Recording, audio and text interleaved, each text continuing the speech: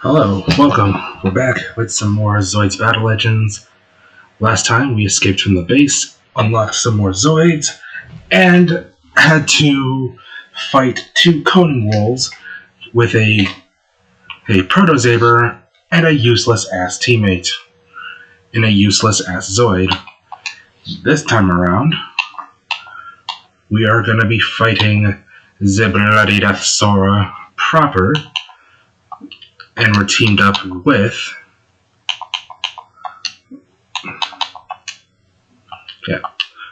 the Desert Liger. So, let us begin. As I've said before, the Geno is one of the more popular Zoids in the series, but I'm not really the biggest fan of the Geno line of Zoids. You dick! Wonderful start.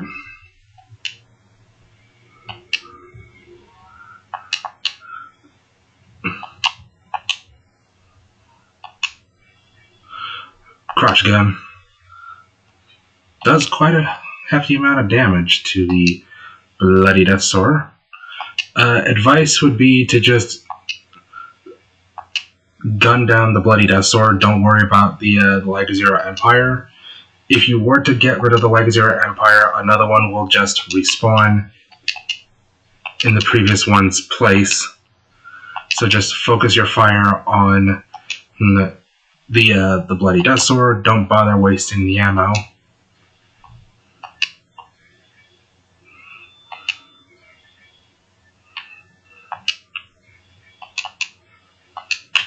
Oh, yeah, that can happen. Don't worry about your teammate much.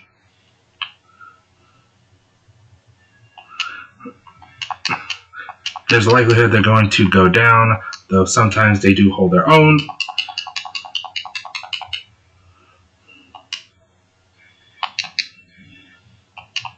Just again, and there goes Shoma. Which means now the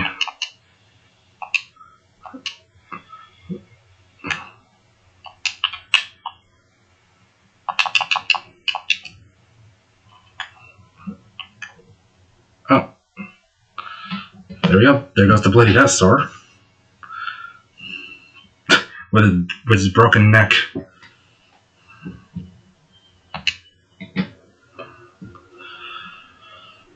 On to the next mission. We can't increase the power. Maybe the ZOS system is... Everyone retreat. We can't lose anybody now.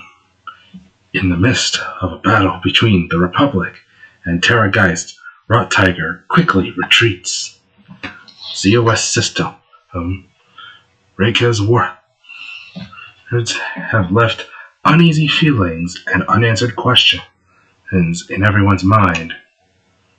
Captain, regarding the Daedalus Zoid and Terra Geist, somebody seems to be leaking info regarding our whereabouts.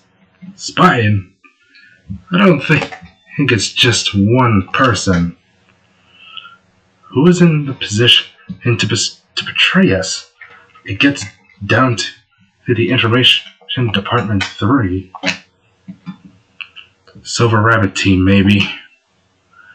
Koki, you used to be a Storm Reconnaissance team member, right? Isn't there an Empire database around here? There is one at the location 50 kilometers southeast from here.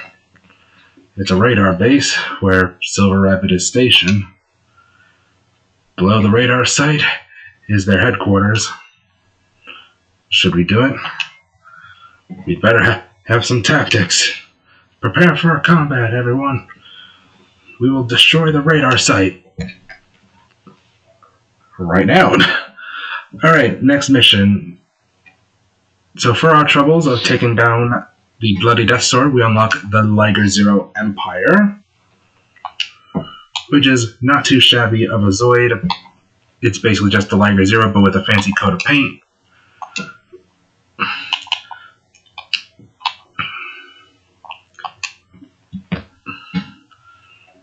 Here's the Liger Zero. I'm going to talk more about Liger Zero in the next mission, like after this one. But let's just say I know some things about the Liger Zero that I wouldn't mind bringing up here. So for this mission, I decided to swap out the shields for the boosters, because our objective is to take down all 4 of these radar towers. Our biggest threat are the Sea Strikers. Don't worry about the Sea Strikers. Just focus your fire on the radars. By the way, in case anyone's wondering, yes, I have seen the images of the fully colored version of the realized model line that Takara Tomy announced, I think, last month. Where, would you look at that? Boop! Where, so for those who don't know, the realized model line is a line of kits Takara Tomy announced that are going to be within the price range as the Zoids Wild motorized kits, so they're meant to be very affordable. Note how I said Takara Tomy and not Kotobukiya. Let's just say I think Takara Tomy is aware that they can't really rely on Kotobukiya for everything, so they decided to essentially make their own line of highly articulated Zoid kits. Essentially, the realized model line is basically Zoid's response to the high grade line of Gunpla. They're meant to be simple to build and also affordable, which is a good thing considering one of the consistent issues Zoids has is the fact that it's like really that Zoids doesn't really have many affordable kits. Like, the barrier to entry is just super high. Like, your only options are either the high-end master model kits by Kotobukiya, or the Zoids Wild kits that are motorized by Takara Tomy. Those are really your only options. So, see, let's get right up close to this thing. Boop. And boost out of here. And there we go.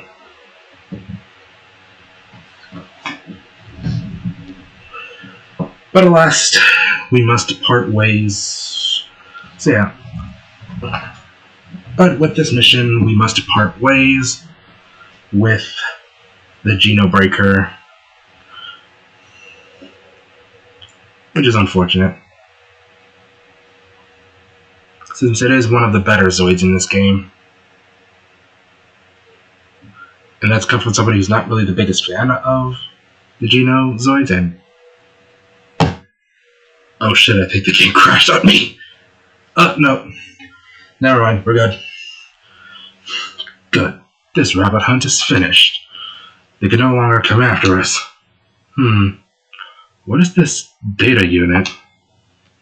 Koki has located their data unit at the Silver Rabbit headquarters. This is the map data on Terra Geist's outpost. All the info on transfer routes is here too. Captain, let us start an attack next time.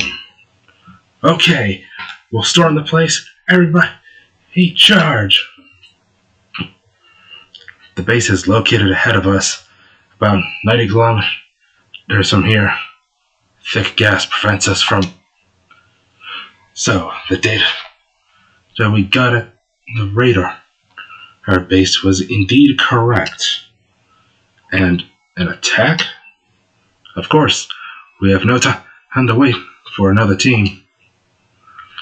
A long battle is not to our advantage. We'll destroy the guards in one breath. Roger.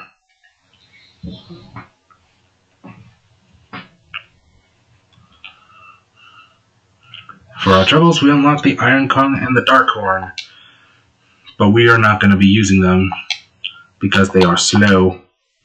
Tanky, but slow. But alas, we must part ways with the Geno Breaker. Interestingly enough, though, as I was saying about the realized model line, the kits they initially announced were the Blade Liger and the predecessor to the Geno Breaker, the Geno Soarer. Interestingly enough. Though they did also show prototypes for the Command Wolf, Attack Cat, and Molga, which recently now has fully colored pictures. So there's that. By the way, I should have also mentioned, in the mission where we unlocked the Geno Breaker, we also unlocked Claudia as well. She's basically just a better version of Reiner, if you're more into like pew pew rather than raw combat, if you know what I mean. Anyway, so this is the Liger Zero Empire. You're probably wondering, why does the Empire have the Liger Zero? Even though in the Republic campaign, I said that by not teaming up with Rot Tiger, you get access to the Liger Zero's various armor. Well, funny thing about that. So,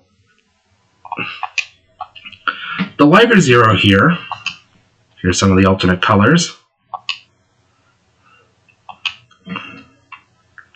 Oh, the edge. There's the classic Liger Zero colors. But anyway, so, fun little factoid. So, both the Liger Zero and the Berserk Fury were designed around wild Zoids. They were modeled after two species of wild Zoids in universe.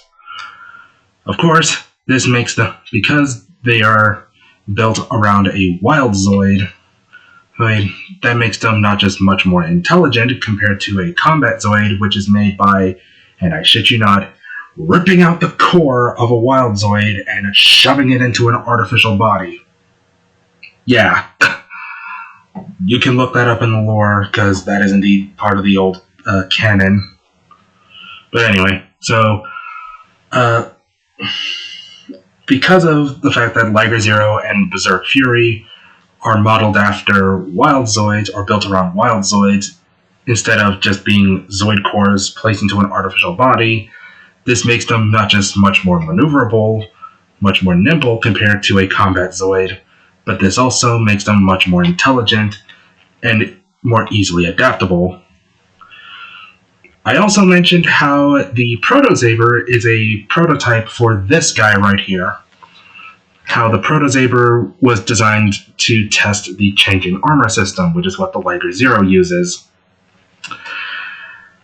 So, as for why the hell does the Republic get the Liger Zero's alternate armors, but the Empire does not?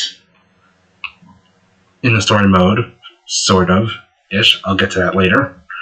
TLDR, so the Empire created the Liger Zero and the Berserk Fury simultaneously.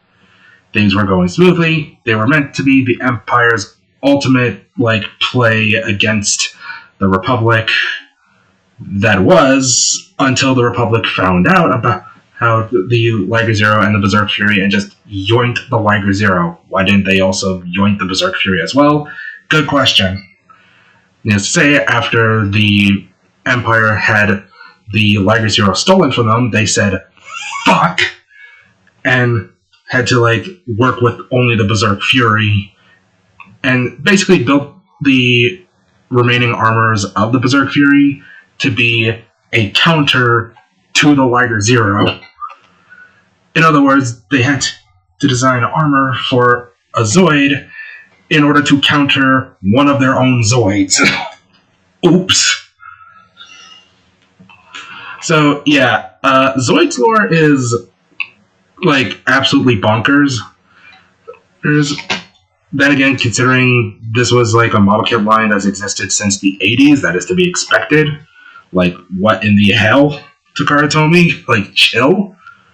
So yeah, that's the story of the Liger Zero and why you get the Liger Zero Empire in the Empire campaign in this game. Yeah. Though, like I said, while the lore for Zoids is interesting, the actual battle story surrounding the lore is not. which is a shame. But enough talking about the Lega Zero. Here is the Iron Kong. Big old gorilla. He big, he beefy. And it sort of resembles Mechanic Kong in a weird sense, but not really. Then again, you can't really make the Mechanic Kong allegations with the Iron Kong, as opposed to the Mechagodzilla allegations with the Gojulus. Like, seriously, Takara told me, you think nobody would have noticed? You think somebody would have noticed? Anyway, alternate colors.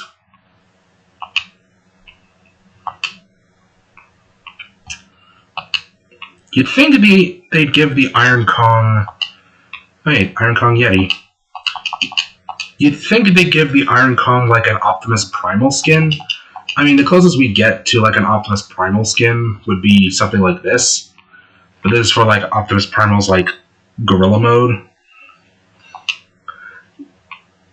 Since they gave the D-Bison a Tantrum skin, like one of the Predacons, and the Gojulus Giga a straight-up Transformers Energon Predacon skin for this game, but like they didn't think to like give the Iron Kong an Optimus Primal skin. I mean, come on, it was right there. Anyway, here's the Dark Horn. This is not the hairy variant, which has gold in places like the horn. Kind of a weird looking ceratopsid here. The Dark Horn, and by extension the Red Horn and the Green Horn.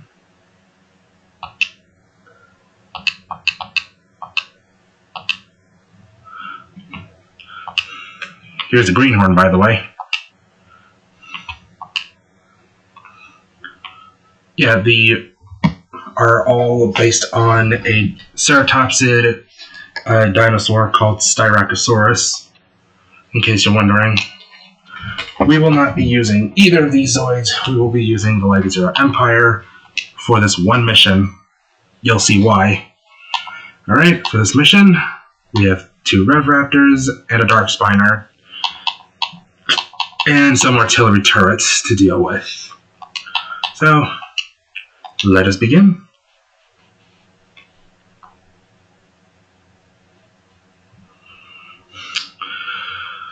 Of course, the Lega Zero being a running Zoid means that aiming is going to be absolute fucking hell. So we are going to have to like stand perfectly still if we're going to deal with the Dark Spiner and the Rev Raptors effectively, while also using the C-stick to move. Anyway, our first target will be the Dark Spiner. In fact, I'd recommend you focus on the Dark Spiner first. Again, take out the bigger threat first, and then deal with the small fry later. What I like to do is sort of bait the Dark Spiner out of the little like crevice it's in, and then proceed to do this. Shoot, dodge, rinse and repeat until the Dark Spiner is down.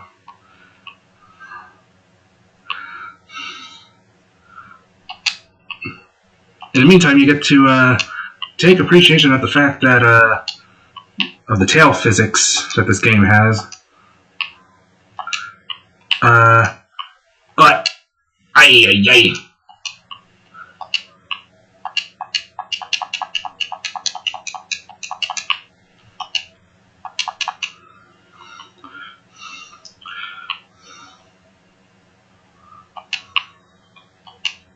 There we go. Alright, let's... Fuck you, turret. Alright, now that that's out of the way, we can now... Motherfucker.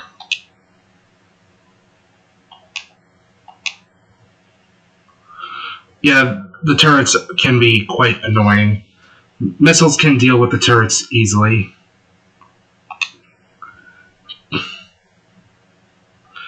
By the way, yeah, playing this on an emulator can be a bit of a pain versus playing it on original hardware, because you don't have that circle around the triangle meant to represent the player.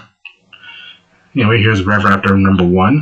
Still can't get over the fact that a tiny Zoid like this can equip a weapon as big as the pile bunker.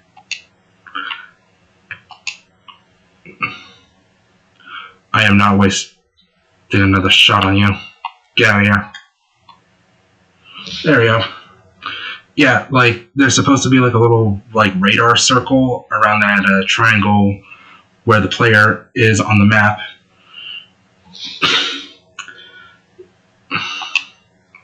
And given how the Zoids fandom is not looking too hot, I highly doubt that's going to be something that somebody will fix. Anyway, on the plus side about these turrets, they will also target the enemy Zoids that you're trying to take on. Let's see if I can find that. Oh, there he is. First, let's get rid of this thing. Then get rid of you. Where is he? There you are. Luckily, you don't really have to worry about the RevRaptors much, because just like their Republic counterpart, the Gun Sniper, they are squishy. Oh! Damn it. There we go. And that's this mission done.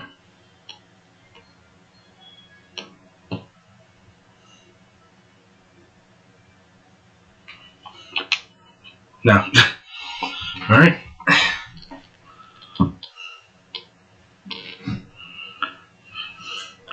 Broke through the defense line. It's almost too easy.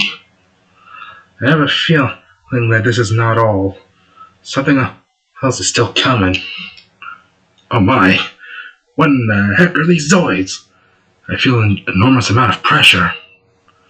Huh, looks like an Ultrasaurus. It's probably as powerful too. Wait. Hold the line, please. There are some signals coming from the general transmitter. Connect me to that, please. Rot Tiger! Blue Unicorn, I'm busy now. What is it? For fuck's sake. Noticing a bit of an input delay here for some reason.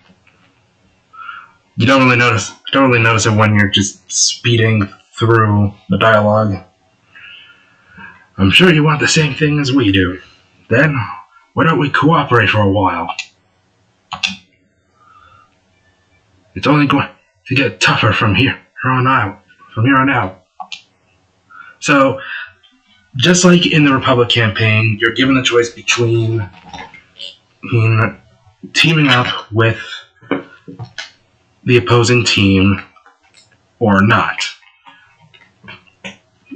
If you team up with the opposing team, you do get a teammate for the next couple missions. If you don't team up with them, you're basically lone wolfing it.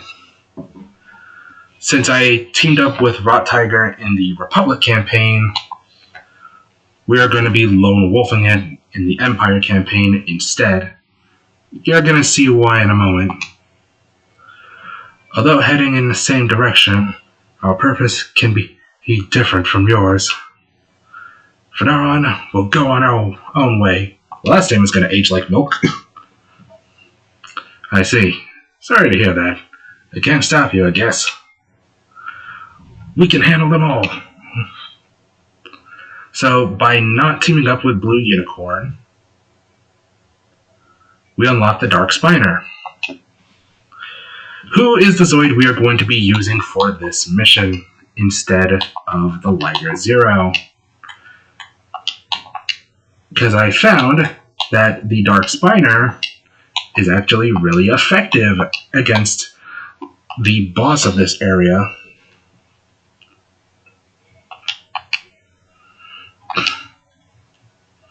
Jesus Christ, phone. Chill. Alright, here's the Dark Spiner. By default, it has machine guns. We're going to swap them out for missile pods, the small ones. And slap on the weapon binder.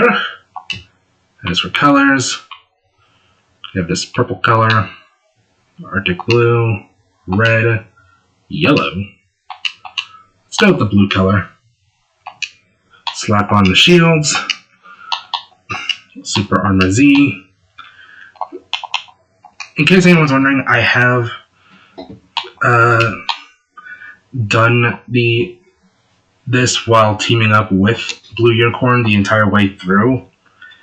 Weirdly enough, though, I find that in some ways it's actually this part of the game is actually easier when you're just lone wolfing it instead of teaming up with the opposing team.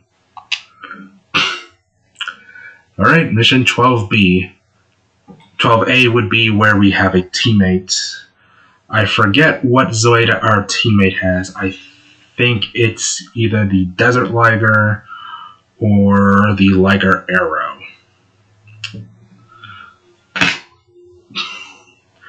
But don't quote me on that. Alright, here we are. And here's the boss. Seismosaurus. And some sea sharkers and mulgas. But, they're just sea strikers and mulgas, so let's do this. You're going to see why I refer to the Darkspiner as a boss killer soon enough.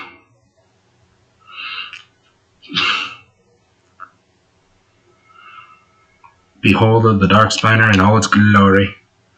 Alright, start off.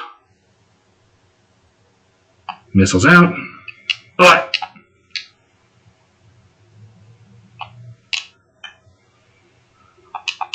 Then pull out the jamming blade.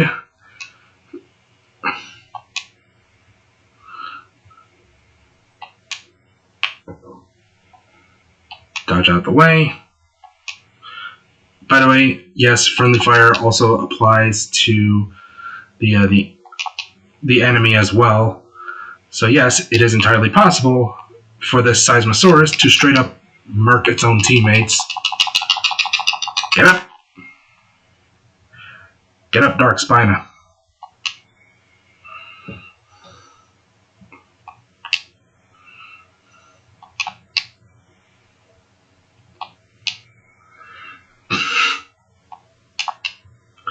Alright.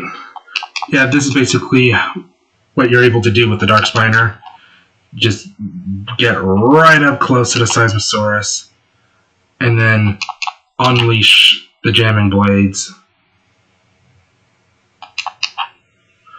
on the Seismosaurus.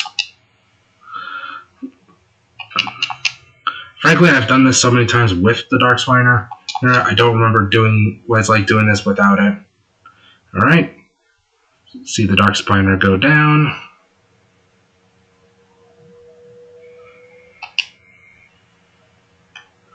Alright, now for the small fry. Get back here.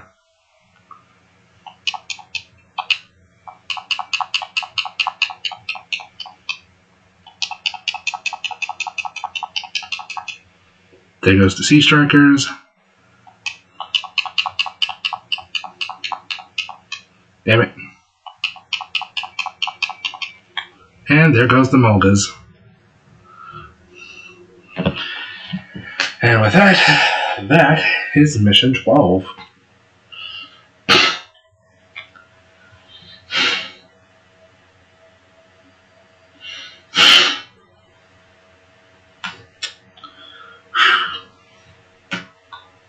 And now you'll see why I chose not to team up with Blue Unicorn. Seismosaurus, the guard Zoid of the stronghold, has been destroyed. Rot Tiger leaves in a hurry, preparing itself for the final battle. What could be waiting for them? Rot Tiger arrives at the base. It is a fog-covered plain area. Is this really a base? I don't see anything. Amateur. I'll switch sensors. This is a special sensor that I use with my storming reconnaissance unit. Did you just call me an amateur? Be quiet. The sensor caught something. Looks like optic camouflage. It's showing multiple signals. There's a Zoid here too. Good. It's a Hellcat hunt. Everyone, be alert. They have optic camouflage. Let's go. Keep your concentration. The enemy, he is right there. But that is going to have to be saved for the next part of Battle Legends. So, for our troubles, we unlock the Elephander and the Berserk Fury. The reason why I chose not to team up with Blue Unicorn is because while you do get the Elephander, regardless if you team up with them or not, the Berserk Fury and the Darkspiner are only unlocked by not teaming up with Blue Unicorn. And even though the Darkspiner does have better stats, well, those who know me probably know exactly what I'm going to do.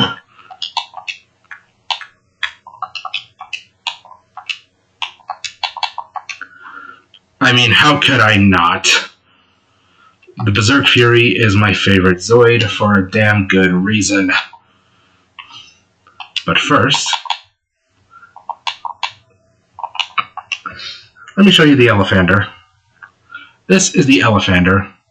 It is, obviously, an elephant, with a weird set of dual guns on the back. Like, one is clearly longer than the other. As for colors, we got all these colors. Let's go with this one. I think you're supposed to be able to change the color of this, but you don't. But back to the Berserk Fury. You probably already know what my stance on the Berserk Fury is. We are basically going to be using the Berserk Fury for the rest of the game. I mean, come on. There's a reason I made a Zoids Wild version of the Berserk Fury and posted it onto fucking Blue Sky. The Berserk Fury is my favorite Zoid for a damn good reason.